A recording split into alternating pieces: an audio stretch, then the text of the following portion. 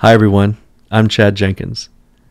Welcome to the CoLab podcast, brought to you by Seed Spark, where we explore the art of collaboration to ignite exponential growth in organizations just like yours by doing just that, collaborating with entrepreneurs all over the globe. Today, my guest is Steve French of Informatics.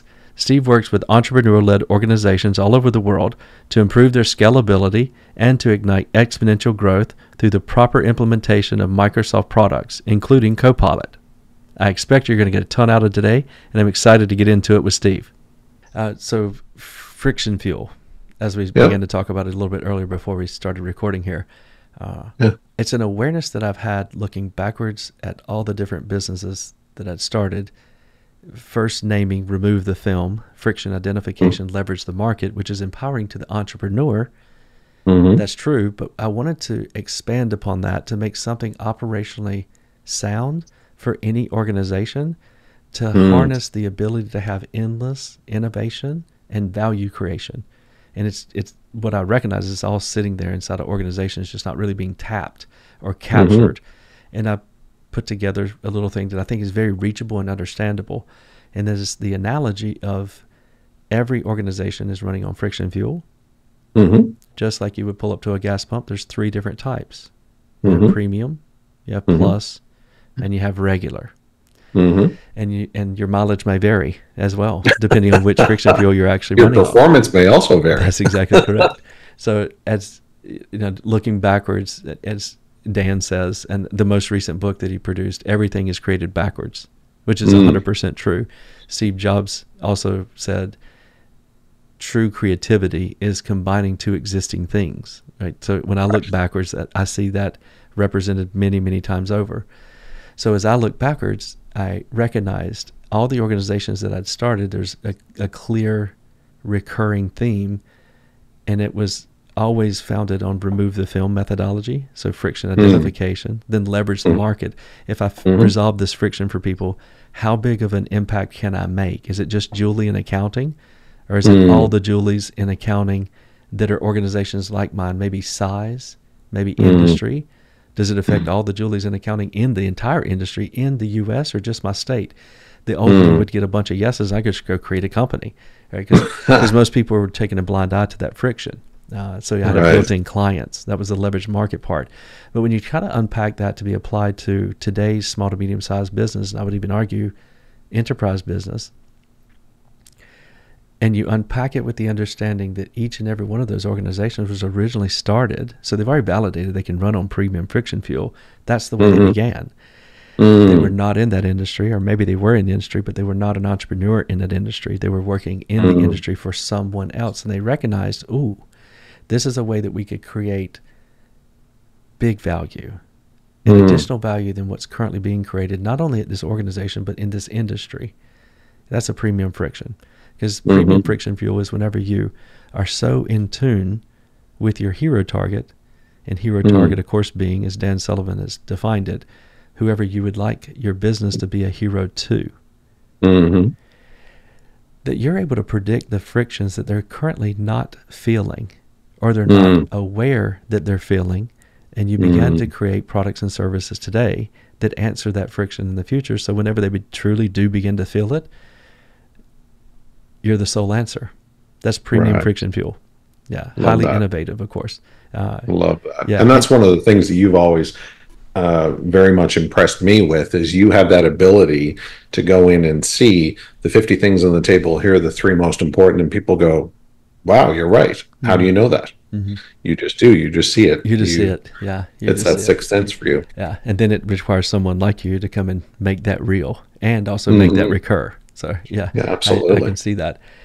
The premium friction fuel I've noticed as well, entrepreneurs, when they begin to make a little bit of money, they tend to sometimes slightly become more enamored with the sign on the door and what I would classify as best practices in the industry. And it's not their fault. They're having to scale, maybe sometimes their first business, and therefore they're trying to absorb information as to how do you scale. It becomes more their job about running the business than it is to continue creating that premium friction fuel. Well, there can be a dilution there Uh-huh. oftentimes, especially as the team grows. Yes. Number one, if you're not intentional about the way that you build your team, there's also a lifestyle entrepreneur portion of the discussion in there as well. You Sure. get comfortable, right? And you get acclimated to that new normal. Yeah, I appreciate you saying that. So, in my analysis of it, I would, at least for myself, define that as they began to shift from an entrepreneur to a business owner. And And some are what looking do you for that what do you also. describe as the difference between those two? One is about running the business only, and the entrepreneur is about creating value. So the innovative part. Yeah. Absolutely. Yes. Right. Yes. Which is okay as long as you have a system that will properly capture what I classify today as plus frictions. You Hmm. can still outpace the competition extremely easy. We've all Absolutely. heard before, listen to the voice of the client. We have two clients in each business. We have the external client or hero target. I do like to use that language. And then we also have the Hmm. internal hero target, your team. Hmm. So listening to Right. both of them can be an unlimited amount of innovation and plus fuel, plus friction fuel to keep you way Mm-hmm. out front of the competition and keep that attrition a complete thing of the past. Mm-hmm. So, and I've created a mechanism, a very complex mechanism, a very expensive mechanism. And of course, I'm saying it that way because it's absolutely not that. It's the exact Yes. opposite of that. But if you're not capturing those plus frictions, and if you're not listening to both of those hero targets and basically acting as the chat GPT of your Mm-hmm. organization, you're the synthesizer of those Mm-hmm. three things that you resolved walking down the hall to try to get to the leadership meeting. And I think we've all Mm-hmm. been there. Or Yeah. the three emails that you woke up to this morning that you replied to maybe even before you got out of bed. You Right. have to be the chat GPT to understand, is this a bigger issue? Is there something really going on here? What's the trending on this? Have I seen Yeah. this 9 times over the last year? And if you're not really good at that because you're being pulled in so many different directions, I did say small to medium-sized business. Of course, we'd like to grow very quickly. That's good job security for us, of course, at SeedSpark. Then you're running on regular friction fuel. And I Mm-hmm. guarantee we've all been there. Mm-hmm. Regular friction fuel is very easy to identify because your attrition is up. Perhaps your pipeline is drying up. Mm-hmm. And your sales are down. Mm-hmm. We're not up and to the right anymore. Houston, we have a Right. problem. Your hair is currently on fire.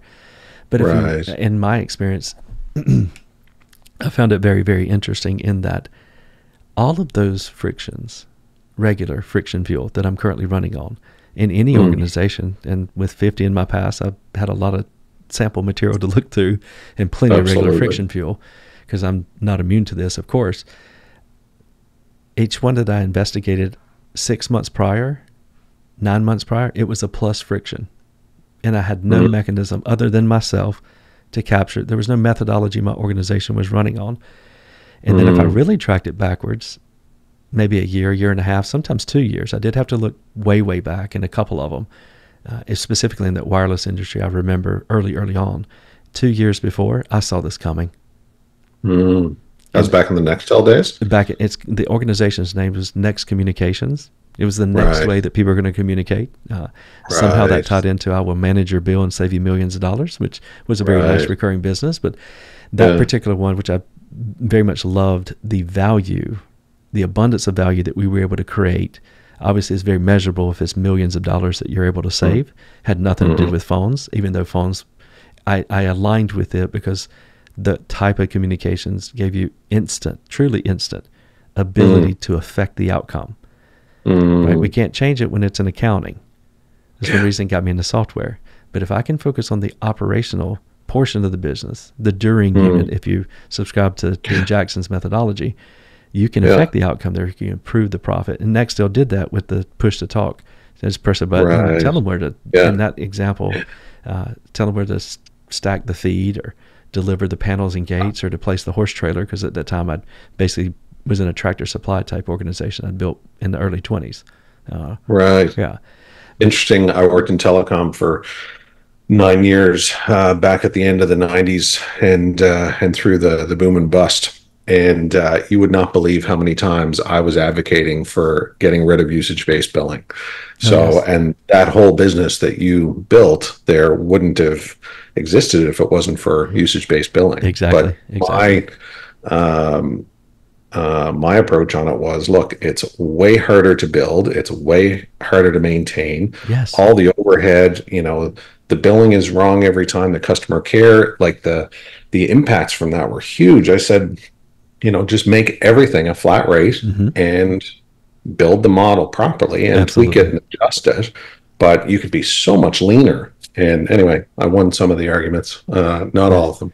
Those were plus frictions, and embedded in there was a premium friction that you were Mm, providing to the organization, to which they did not have an automated mechanism. Of course, at that time, ChatGPT was not available. It is today, mm, free yeah. to everybody that I know, and Hmm. $20 if you want to go premium. Yeah. So if you don't like the regular friction fuel, and I would argue I have no emotions other than negative emotions to regular frictions. I am positive emotions for an automated way to capture regular frictions. I'm sorry, Mm, not regular, plus frictions in my organization. And that allows me, as the entrepreneur, as the visionary, part of my responsibility, I would absolutely argue, is to focus on premium friction fuel and continuing to be mhm, innovating and driving value mhm, for those that we serve, both internally and externally, mhm, both hero targets. mhm, So I went to work, and I'm sure you'll improve this, on how can we do that? mhm, And what I came back with, which I love that we're talking today because you'll get it immediately, friction at yourcompanyname.com. mhm. Being a shared mailbox, not very expensive. Last time I checked, it was zero for a Absolutely. shared mailbox to anyone who's listening or anyone who may hear Yeah. this, and empowering all of your team, both internally and externally. And, if you needed to, and potentially I could argue, changing the name for your external hero targets, the clients that you serve, it'd be pretty easy to Mhm, do. But you want to project that, hey, we are listening, and it's very simple. We know that we're not perfect, and we never will be, but with your help, we will constantly chisel, and one day we may end up getting closer to that statue of David, just like Michelangelo. So I this love that. particular little simple friction at yourcompanyname.com to Mhm, capture them, and a little bit of promotion internally and externally, but it will not take very much, because I'll give you a very scientific way to figure out if it's friction. If you receive an email or the first three words in a text message on your way to work this morning, and you do a miniature shoulder shrug, I think we've all done that before, yeah. and you probably make some kind of interesting facial expression. That's one forwarded in. And if you Yeah. empower your team to do that, and then maybe once a week, I'm sure most folks that'll hear this are probably running on EOS, or they certainly understand what EOS is. The concept Mhm, of an IDS section of their EOS level 10 meeting: mhm, identify, discuss, and solve. The mhm, identify part, you've now empowered the organization, both internal and external hero targets, to contribute. And for mhm. those that are running on EOS, I would dare say there's been times, 9:15 on a Tuesday morning, when the meeting starts at 9:30, and you peek at the IDS section, and there's Yeah. three things on there. Three. Yeah. Two of them are for last week that you didn't get to, and one, someone has been proactive and put on there. But then you show up at 9:30, and there's 15. And I would Mm, argue it's very, very low hanging fruit and right. not super value creating. Mm, Alternatively, you may consider friction at yourcompanyname.com, mhm, a little bit of internal and external marketing, empowering those who would find opportunities to create more value, and maybe just to resolve the issues that they're feeling, like the gentleman unloading 16 tractor trailer loads of windows at one of my clients. Pardon me. He submitted a friction, letting that also run through ChatGPT once a week by an admin, and mhm. asking, and I've created a few different prompts, and I'm about to publish. Please tell me the top 10 frictions out of this week's upload. Because you can, of course, Love go to that that. shared mailbox, file, export CSV, drop that right into Absolutely. ChatGPT, run your own prompts or prompts that I'm about to publish. And those prompts would be very similar to tell me the last 10 or tell me the top 10 trends for last week. Apply that with consideration. Top 10 for the last month, the last quarter, the last half year, and the last year. And then take that to your ideas section. Now have a real meeting of value creation and innovation. And it all comes from the voice of the client, both of them, internal and external. That filtering piece is so important to that. And you alluded to it, but you skipped over it quickly, which is it's the brain dump, and taking that couple of moments just to look through and say, okay, here's everything. What's really important here? What's actually going to move the needle? I think that's one of the things that a lot of people just skip right over, and they just go to the first one on the list, and then they run out of steam halfway through the meeting and they wonder why.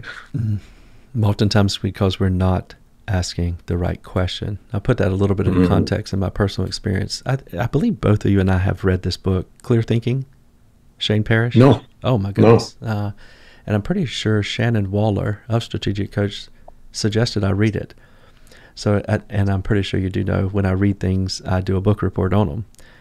I know that. I do that in my Apple Notes. So if anything ever happens to me, get to my Apple Notes. It's my Skunk Works. But I'm sadly, calling Kelly. Yeah, but sadly, I highlighted it to take captions of that book report of Clear Thinking and send it to someone, and I accidentally hit, I think, the delete button, which is of the content. I didn't delete the note. I deleted the content. You can recover notes, of course, not the content. And Command-Z did not bring it back. I recognized it a day or so. So I read it 2 times, at least, now 3, and recreated my book report on it. So it's stuck in my head. And I'll tell you, it's just a ton of value because it drives awareness.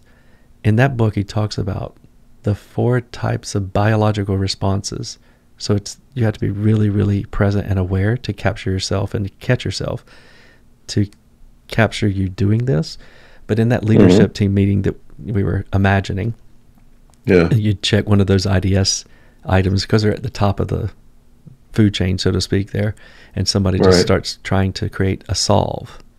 Well, in Clear Thinking, it talks about the inertia default, the ego default, the social default, and the emotional default.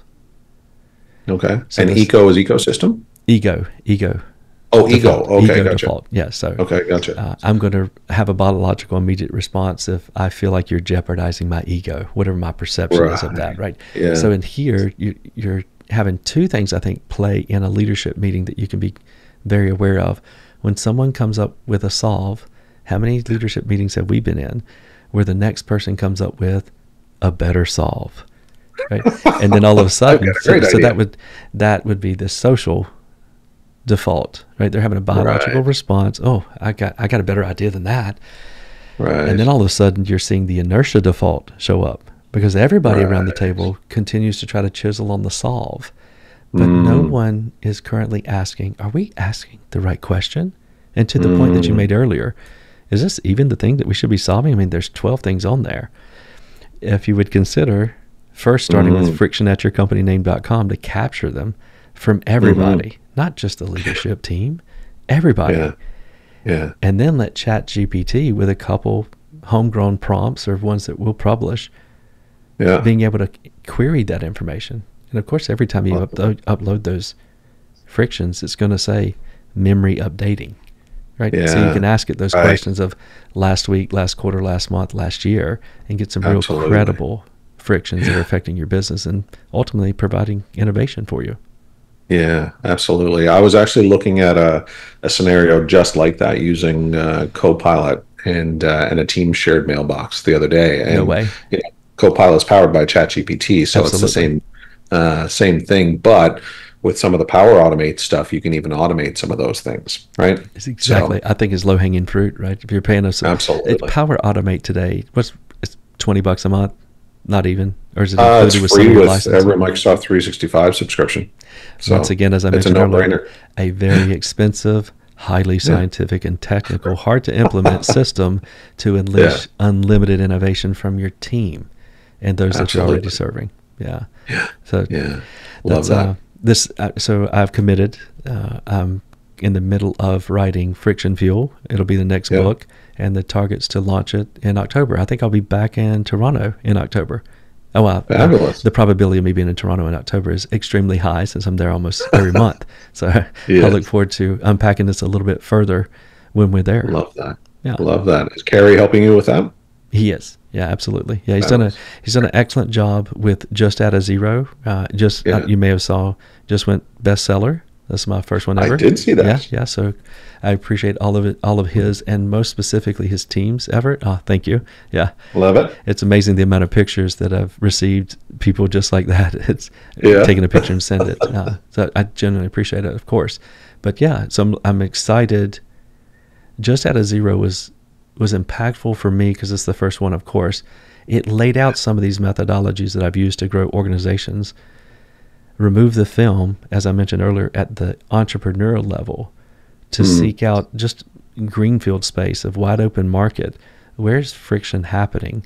And where's their low-hanging fruit to just innovate and create a whole new company? Friction fuel being applied to each and every organization. I've tested this on organizations I own and, of course, many that I serve, entrepreneurs all over the world now. I haven't found one yet that couldn't implement friction fuel and really unleash their organization from the value that they can create. And it's not on the weighted shoulders of the entrepreneur themselves, right? You can just implement it inside of your organization.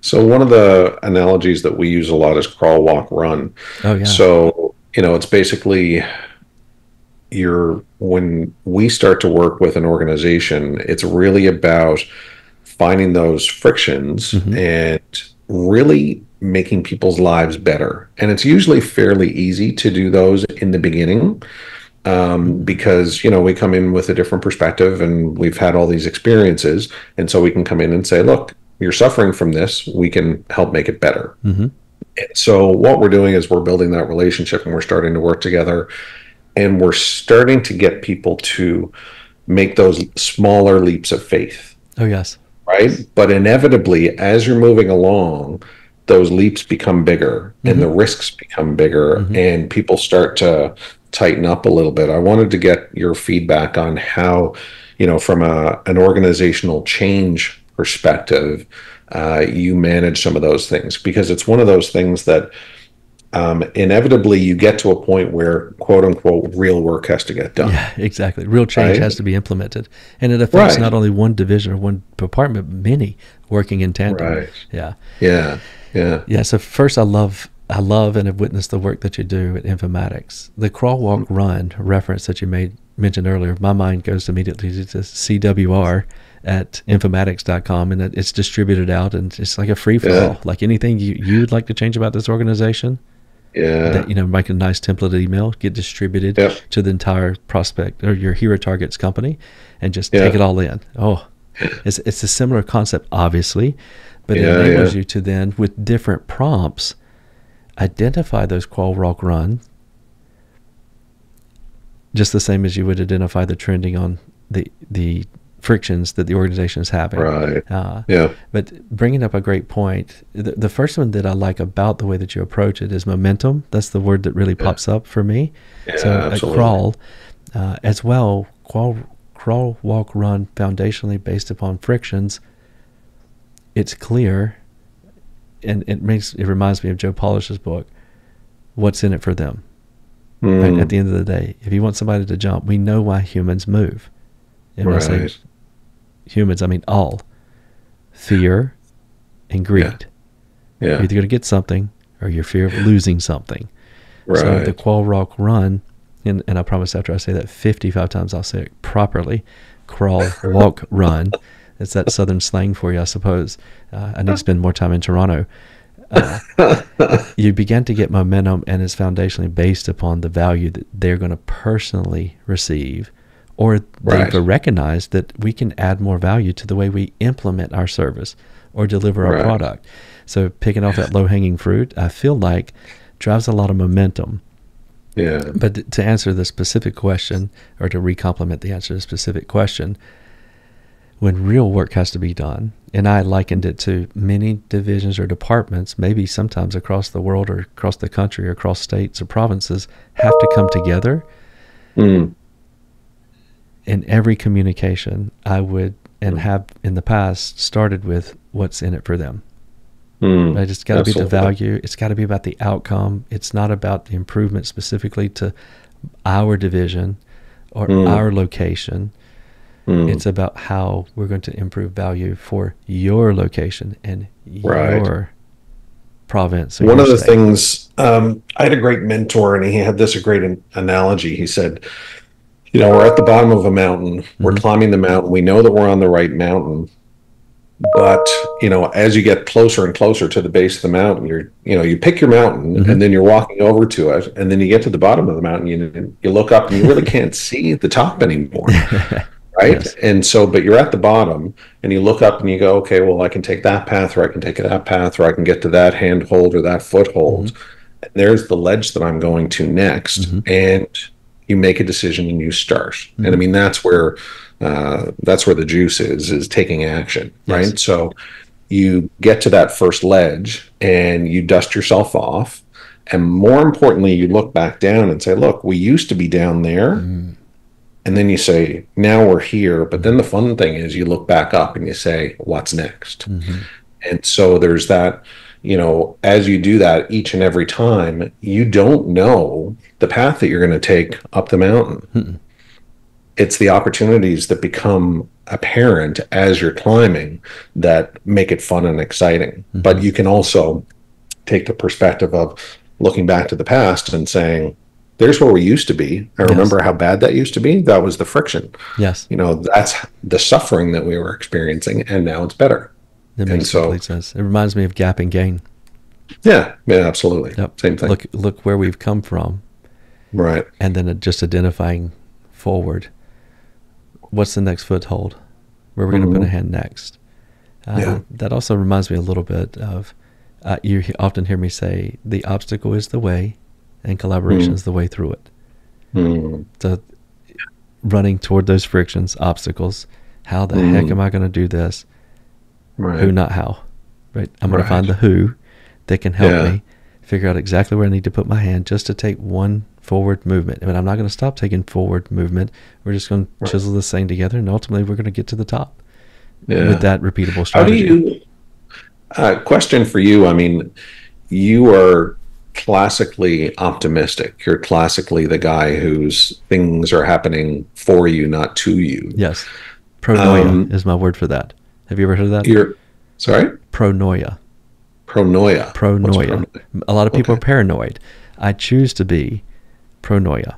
It's when the Ah, universe okay. has a crush on Yeah. you. You can't find your keys. You just missed Love that that. traffic accident. You missed the I plane, love which I've that. only ever had one plane. I've only ever missed one plane. They changed the gate, and I went to the correct gate, and the gate that they changed it to was 2 gates before me, and they shut the door on me. Wow. And actually, something, and I'm not going to disclose it here, but something very, very, very, very exciting happened because I missed that plane. I was in Chicago receiving the 2019 National Recycling Award because we put RFIDs in a trash can for tracking to track Right, behavior yeah. shoots. And so I flew in there right quick and then got back to the airport really quick. Missed the chicken dinner purposefully. Not a big chicken guy, and we ended up missing the plane because we went to grab a bite to eat. But it's at that time pronoia. It's just an approach, but it's truly the universe has a crush on you. So yeah, Right. Absolutely. because if Yeah. you think about it, look backwards. Just close your eyes and imagine looking backwards. Yeah. Did things along your past, think about the best things that happened to you when you look backwards. Now track back to the worst things. You can find the correlation. Did they truly happen Absolutely. to you, or did they happen for you? Absolutely. Is all a matter of perspective. And that's what Yeah. reconfirms every day pronoia. So, in your case, that's become a muscle that you don't even think about anymore. You just take that for granted. Mhm. You're always seeing opportunities. It's always sparks. It's always the art of what's possible. Yes. Do you ever find yourself, when you're trying to communicate that to the team member or the client, where you've kind of taken that a little bit for granted? And if so, how do you, take the amount of time between you taking it for granted and recognizing it and shrink that down? Yeah, that's a wonderful question. The answer is absolutely yes. Mm. I have an excellent trainer. He is not excellent at business development. When I'm in Charlotte, which luckily I've been here for, I think, a week now. I'll see him every day, other than he doesn't work. It's funny. He doesn't work on Fridays or Saturdays or Sundays, and he rags me about taking a rest day, which I'm trying to be better at doing. Think of meeting me at 5:30 in the morning, 5 days a week. And so, and of course, we're conversating because we're two humans, and we try to be somewhat social, and he's sharing just not the lack of acquisition of new clients and their structure at this very, very large gym. It's a very nice gym. There's people that have been there for a long time, and a lot of, I have to, what a wonderful question, right? So I have to be super, super intentional.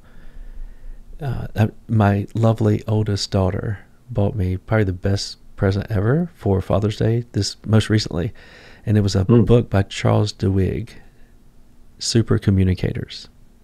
Okay. To every conversation, there's only 3 types. And most conversations include at least 2, but oftentimes 3. Emotional, social, or decision. When you begin to talk to somebody, you have to very, very quickly, you do this intuitively, but you have to very quickly understand what the heck's really going on here. Are we trying to make a decision? Is it trying to size us up against the world, social?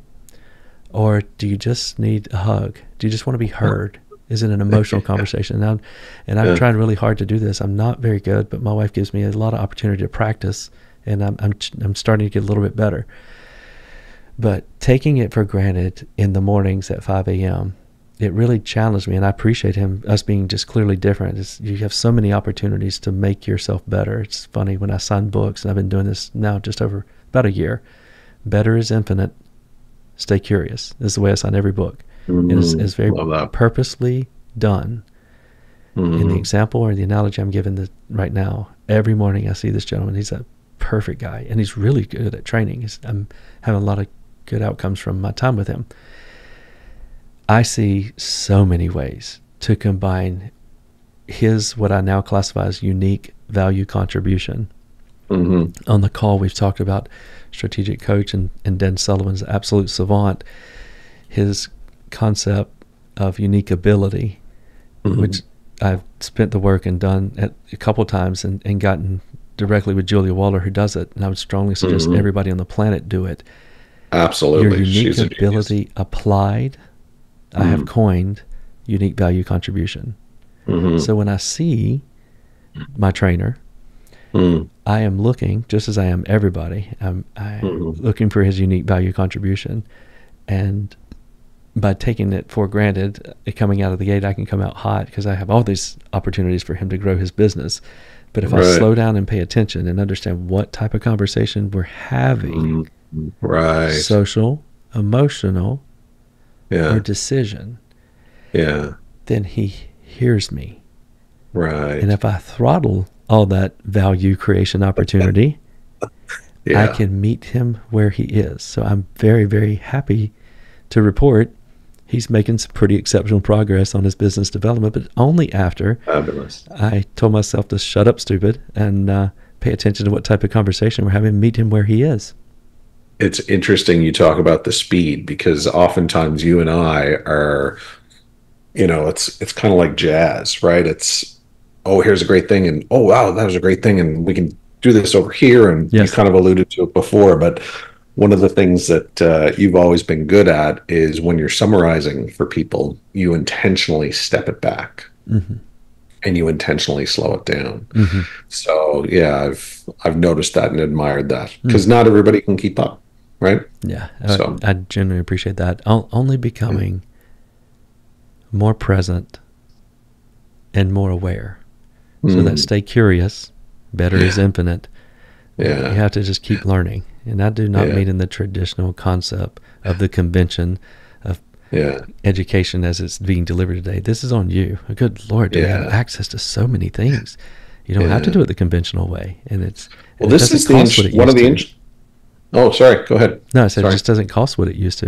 YouTube and Chat GPT and just the unlimited access to books. One of the things that I'm so excited about with Chat GPT right now is with this whole interactive real-time voice piece that they're about to come out with that Yes. we haven't seen yet. So, I mean, we're recording this in mid-July. Hopefully it'll be out soon. But if you take the ability, for these AI pins or glasses or whatever to be sitting there and ingesting all of those things and looking at the experiences of the different paradigms and processes that we have, and Yes. being able to identify and jump in and say, oh, did you think about this? That's where this is just going to go through the roof. Yes. It will unleash the human's capabilities, right? So, and of course, we all hear it. Oh, is AI going to take our job? Well, yeah, if you don't embrace it, Yeah. you have the capabilities for so much more. People ask unique ability, what is mine? I see everything and everybody 100 times better and a path to get there. Yeah. And then I really see them combined at that level with somebody else, and now it's 100 times 100. So I absolutely have to control the excitement. What I am seeing, and I mentioned it earlier on the call, is their unique value contribution. And it's not the sign on the door. It's not the company name. It's not I'm an electrician or I'm head of HR. No. Your unique value contribution, something that you and only you own, is the way you do that.